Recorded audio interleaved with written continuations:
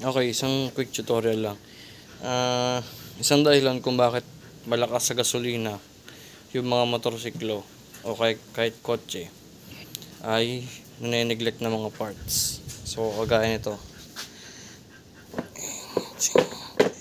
So, yung part na sinasabi ko, ba't yung malakas sa gas, unang-una titignan nyo muna ay yung air filter. Ganyan. Medyo madumi na air filter eh. So, pag tinapat nyo siya sa araw, hindi kita. Tinapat nyo siya sa araw, dapat medyo tagos pa yung kabila. So, sa case nito, hindi nakita. So, papalitan natin siya. So, isa yung dahilan kung bakit nasasakal minsan yung makina. Hindi makahinga. So, pakikita ko sa inyo yung itsura nung bagong air filter. So, ito yung bago. Sa box pa.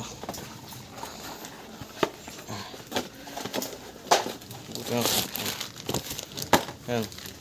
So, ito yung bago nyan. Ayan. So, pag tinapat ito sa araw, dapat medyo tagos pa yung araw. Kita nyo. Yung araw. Ba? Kita ba? Hindi ko alam eh. Kung kita. Pero ito yan. So, ang trabaho kasi nito, dito dadaan yung hangin papunta sa makina nyo para sa air fuel mixture ninyo. Ngayon, kung kulang kayo sa hangin, syempre, kakain nyo na mas malakas na gasolina. So, ikakabit ko na to. So, ito na. Kakabit ko na yung bagong filter. Tinanggal ko na sa plastic.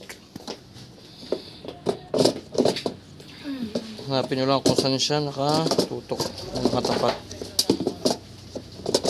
Ayan. So, dyan sa sasakto, kabit nyo lang itong cover. Cover to eh.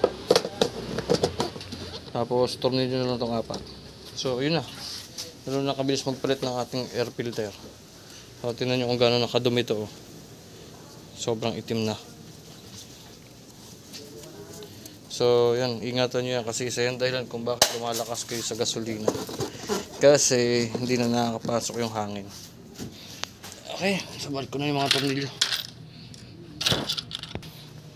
So, ayan na. Naibalik ko na. So, gano'n na kasimple magbalik niyan. Magbaklas at magkabit. So, check nyo rin. Baka yun ang dahilan kung bakit malakas kayo sa gas. Okay? So, yun lang. Ito na nga pala yung aking spark plug after ko magpalit ng air filter. So, kulay kalawang na yung kanyang tip.